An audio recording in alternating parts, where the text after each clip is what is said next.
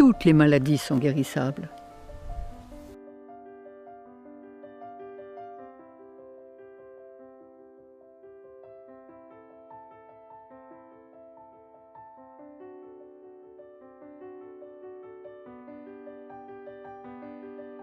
Hippocrate, le père de la médecine, n'a-t-il pas dit aux malades que l'aliment soit ton seul remède et demandé aux médecins de guérir sans nuire?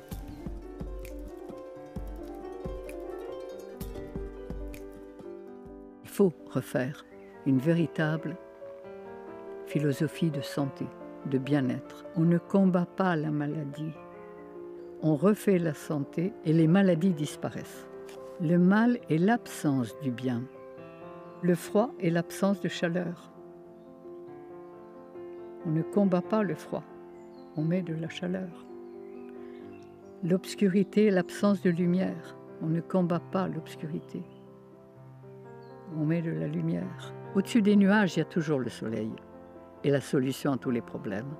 Et je veux faire, et j'ai l'intention, et nous avons l'intention, de faire des éducateurs de santé. La souffrance et la maladie sont là pour nous réveiller. C'est le voyant rouge qui s'allume. Maladie, ça veut dire quoi? Ça veut dire que quand notre corps crie au secours, quand il est en état de souffrance, c'est qu'il veut se libérer, c'est qu'il veut expulser, éliminer des résidus qu'une nourriture qui n'est pas faite pour lui lui a inculqués.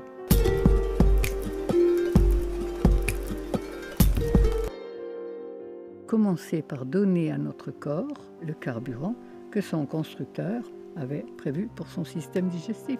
On nous a toujours dit qu'on descendait du singe, des gorilles et des chimpanzés. Ils ont exactement le même système digestif que nous. Et ils se nourrissent de quoi? Sinon de cueillettes. Ils cueillent. Comme nous ne cueillons pratiquement plus, que nous mangeons des paquets, de la viande, enfin une nourriture complètement morte, eh bien automatiquement, on ne reçoit pas l'énergie dont on a besoin. Et on a besoin d'excitants. Mais c'est très simple. Avec les pâtes en Italie, il y a le café le plus fort. Avec les haricots rouges en Amérique du Sud, il y a le café et le rhum. Avec les hamburgers aux États-Unis, il y a le coca. Avec les frites en Belgique, il y a la bière. Avec le riz en Asie, il y a le thé. Et nous, on a aussi le café, le thé, le coca et tout ça. Et la viande. Mais avec ça, il faut le coup de rouge. Avec les produits laitiers et le fromage, il ne faut pas aussi le vin. Mais avec ça, on s'empoisonne tous les jours un peu, tous les jours, sans s'en rendre compte.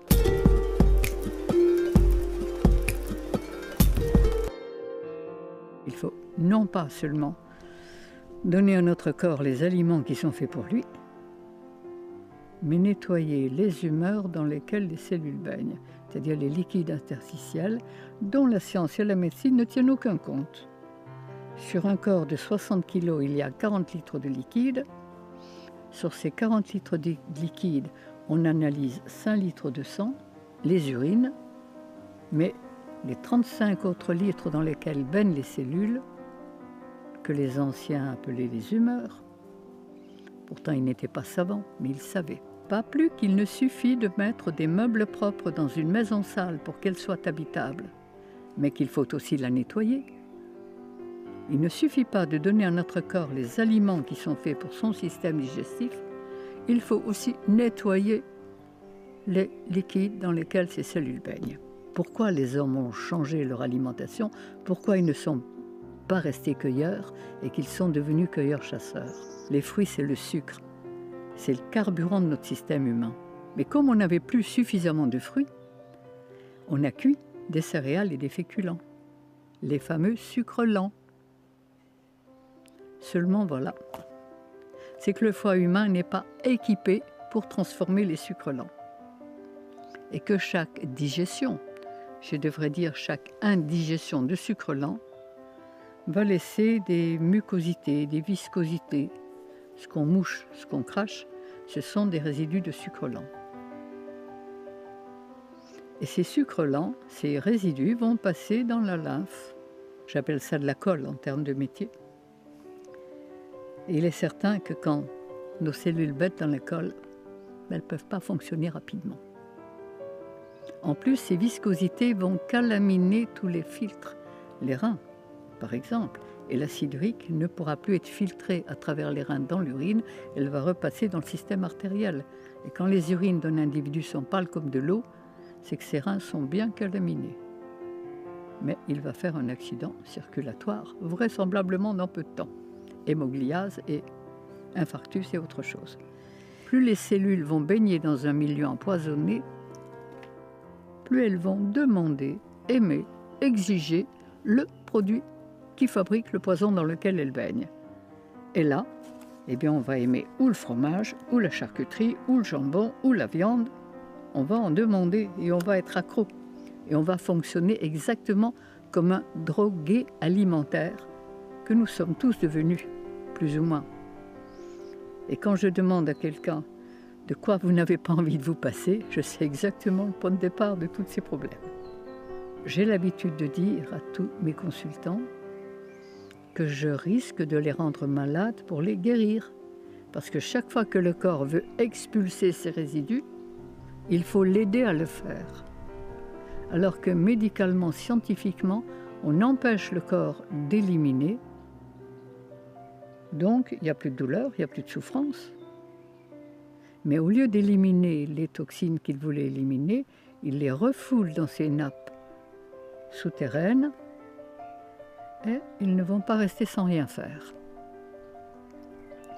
Alors, il est bien certain que le but, c'est d'aider, comprendre pourquoi notre corps souffre et l'aider à faire ce qu'il a à faire. Chaque personne est un cas unique et elle va expulser, son corps va tenter d'expulser ses résidus en fonction de sa constitution. Plus il est fort, plus il va expulser violemment, plus il est fragile, moins il va pouvoir expulser, et plus ça sera long et difficile, en fonction du stock résiduel qu'il a accumulé.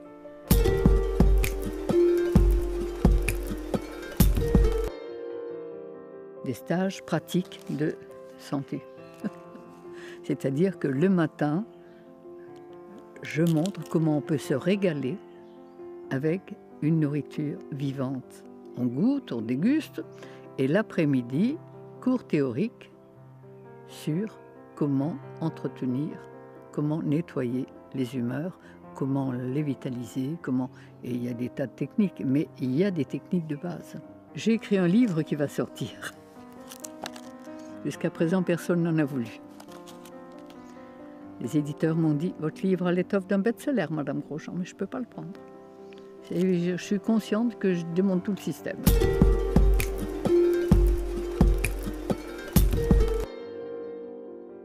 J'étais morte de peur. J'ai été dans la souffrance la plus absolue. Et c'est pourquoi, sachant ce que je sais, j'ai envie de communiquer et que chacun puisse découvrir qu'il peut être heureux, en forme, créatif. J'ai l'impression de faire ce que j'ai à faire. Et notre rôle, il est, comme les cellules de notre corps, de travailler l'un par l'autre et l'un pour l'autre au service de l'ensemble. Et quand on peut faire ça, on est heureux de le faire. Et quand on est heureux, on peut donner du bonheur.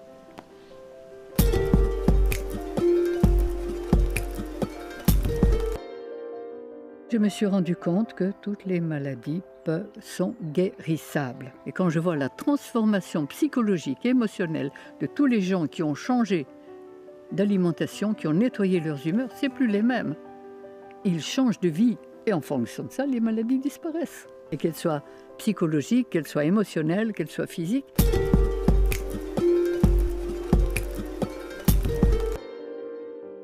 Mon époux a été soigné par vous, Madame Irène Grosjean. Il avait un braquet endo-œsophagien qui lui tenait tout l'œsophage. Il a passé récemment un contrôle fibroscopique. Le braquet a pratiquement disparu. Les médecins ne comprenaient pas. Il n'avait jamais vu ça de sa carrière. Mais mon époux a compris que c'était vous qui l'avez guéri. De cela, il aimerait vous remercier, et cela en personne. Si vous pouvez nous contacter par mail ou par téléphone avec mes remerciements, merci de nous répondre amicalement. Voilà. Mais j'en sois tous les jours. Et si je peux me permettre d'être aussi affirmative que je le suis, c'est parce que j'ai les preuves. Et que ce que je dis est prouvable, prouvé et prouvable à merci. toutes les maladies sont guérissables. Le professeur Joyeux a vu pendant 26 ans pratiquement tous les cancéreux qui sont venus me voir. Parfois, il a fallu conjuguer. Parfois, il a fallu un peu de chimio. Parfois, il a fallu une opération. Mais si on ne change pas le terrain et la cause, eh bien, ces cancéreux vont très bien. Il n'y a pas de récidive. Tandis que si on fait simplement de la chimio, une opération, on ne change pas le terrain, ça va revenir. Et 2 ans, 3 ans, 4 ans après, vous faites un autre cancer. Mais c'est la même cause. Et le but, il est allé à la racine, au point de départ des choses. Mais évidemment, ce n'est pas le plus facile. Ça demande une certaine compréhension, une certaine détermination. Et comme on vit dans un monde où tout est à l'envers,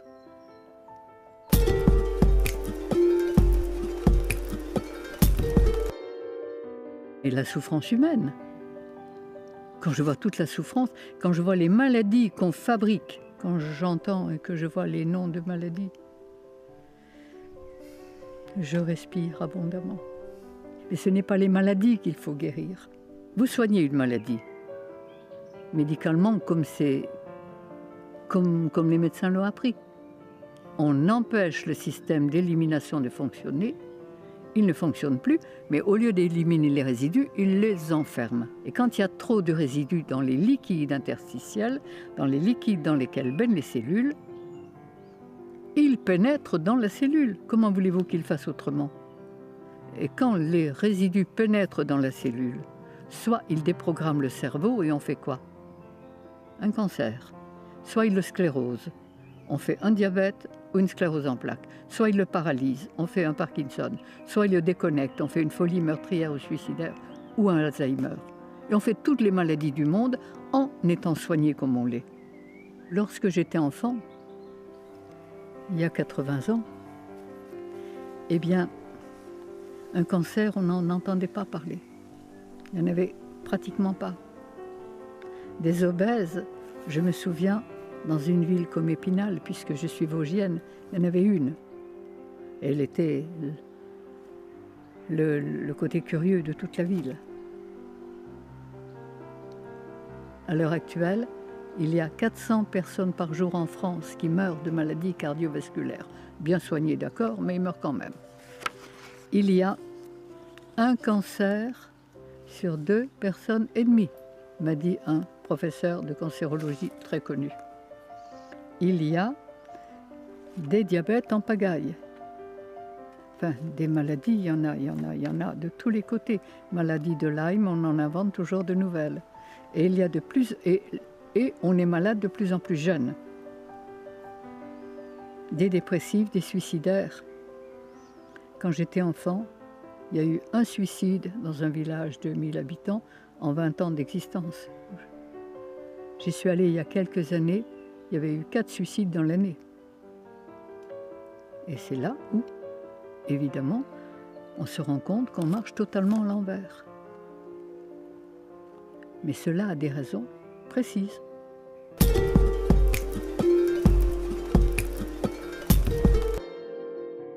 Qu'est-ce que la faculté a appris aux médecins? À chercher ce qui ne va pas. À chercher dans la poubelle la mouche jaune, la mouche verte. Et à mettre un nom extraordinaire dessus, c'est très savant, et à prescrire des examens pour confirmer, ça fait marcher toute la boutique, et à prescrire des médicaments qui rendraient malade un bien portant et des opérations. Qu'est-ce que la médecine sait faire d'autre? La médecine allopathique. La médecine homéopathique est un peu moins pire, mais elle ne change pas le terrain. Je confirme que la faculté a appris aux médecins à éteindre les voyants rouges, à arrêter la souffrance, sans jamais se demander pourquoi ces voyants rouges se sont allumés, sans jamais se demander pourquoi on souffre. Donc, la faculté a fait du médecin, évidemment, il y a souffrance, on va se dépêcher d'arrêter la souffrance. Vous avez mal quelque part, on va mettre un grand nom. Si vous avez mal à gauche, ça sera une gauchite, à droite, ça sera une droitite. Ça coule par les sinus, c'est une sinusite. Ça, c'est la conjonctivite. Ça, c'est l'otite. Par le vagin, c'est une vaginite.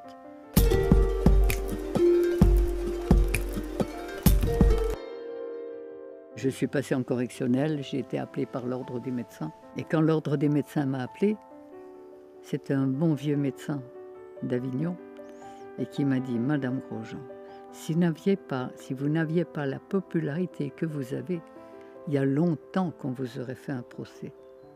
Et si on ne vous le fait pas, c'est uniquement parce que si on vous le fait, on va encore développer votre publicité. »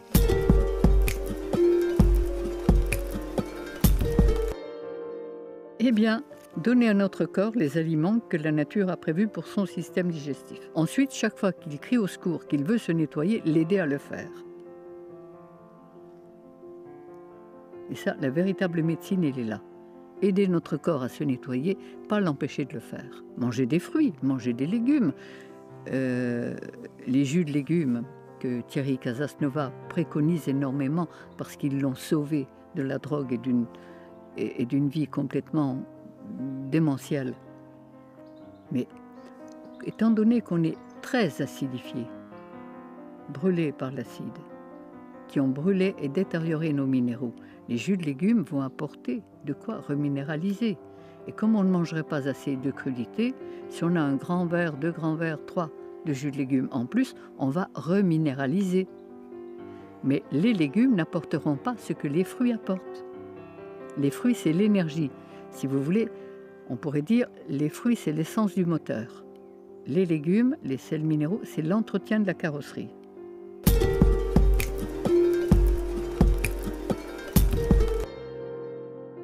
Ces petits cristaux d'acide urique qui sont stockés dans notre organisme sous la forme de minuscules sels. Tournez la tête comme ça. Sentez s'il n'y a pas une carrière dans la nuque là. Mais c'est des cristaux d'acide urique. Et quand le corps veut les éliminer, c'est-à-dire que dès que le corps dispose d'un brin d'énergie supplémentaire à celle dont il a besoin pour vivre, il l'utilise. Le corps est toujours à la recherche de son équilibre le plus parfait. Et dès qu'il a un brin d'énergie supplémentaire, qui peut être celle du printemps, celle des pollens, celle du soleil, ou s'il doit faire face à un choc qui lui demande beaucoup d'énergie, pour pouvoir faire face à ce choc, il va éliminer les poisons qui l'encombrent. Il va se débarrasser de tout ce qui l'encombre. Et là, on dit « ce choc m'a rendu malade ».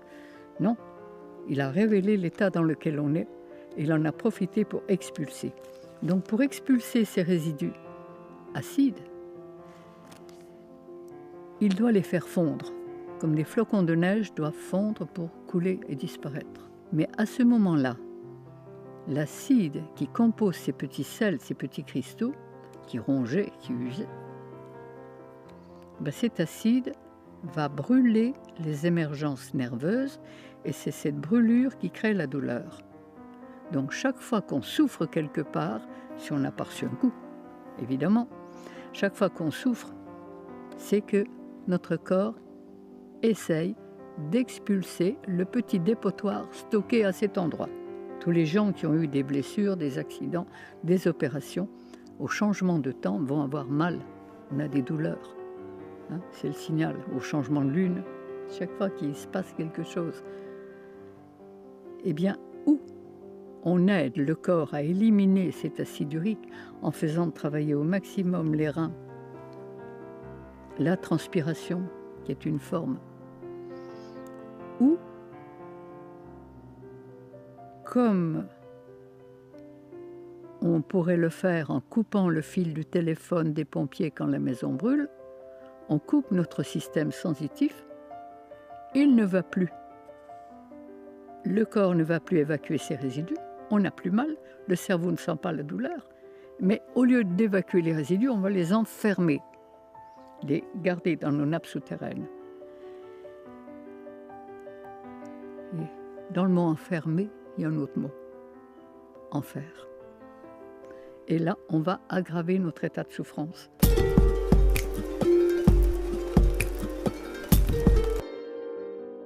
Il y a toutes les plantes nécessaires, les vrais médicaments.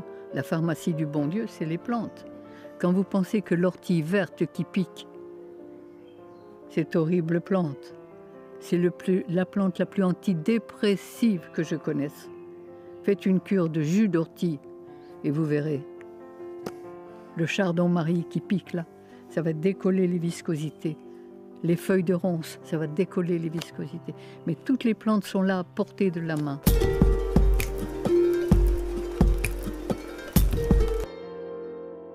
J'ai vu mourir très jeune 3 êtres chers, bien soignés comme on l'entend classiquement.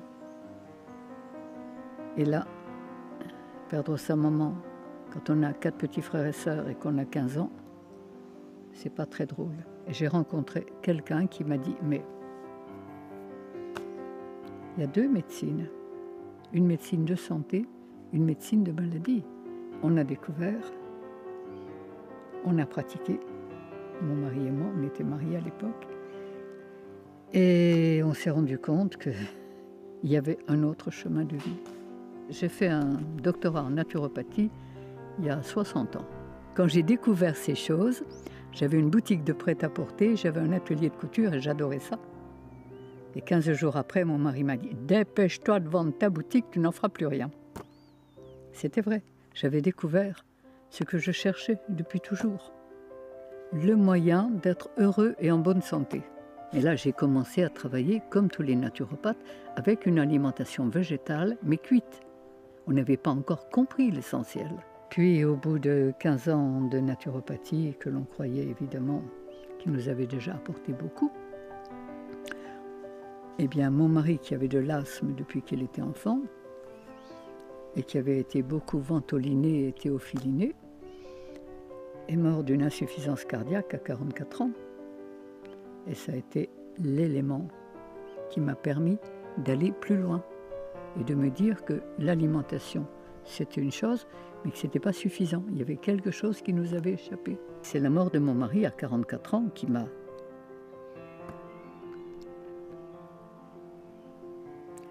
permis, qui m'a obligé à chercher. Je me suis dit qu'on croyait tout savoir et en fait, pour mourir à 44 ans, il y avait quand même quelque chose qui n'était pas juste. Tous les jours, je dis merci à la vie de m'avoir fait passer par ces épreuves très difficiles pour m'obliger à chercher. C'est le hasard, c'est les lectures, c'est les rencontres, c'est l'information à travers tous les consultants que j'avais. Et quand on cherche, on trouve. Et j'ai trouvé un bout de chemin, puis un autre bout. Et puis, de bout en bout, j'ai rassemblé. Il y avait un autre chemin de vie, celui du respect des lois de la vie.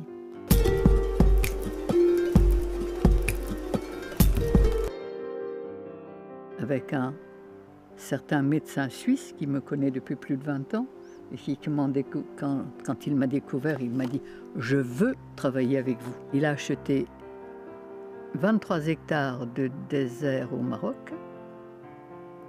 Et quand je suis allée voir son truc, j'ai dit « Mais vous faites quoi là? Une oasis ?» Vous avez trouvé le mot. Une oasis de santé. Et il a mis en eau ces 23 hectares, il a fait creuser des puits. Il a financé ça tout seul. Il a planté 2000 arbres fruitiers. Je veux que ce soit un paradis, m'a-t-il dit. Et il a construit, à l'heure actuelle, un petit village pour recevoir les gens, pour faire une école pratique de santé. Et ça ne sera pas une école de médecine, pas une école de naturopathie, une école pratique de santé. Il faut apprendre, il faut sentir, il faut faire. Et là, vous vous rendrez compte que tout change. Votre psychisme, votre émotionnel, votre confiance. Vous n'êtes plus du tout la même personne.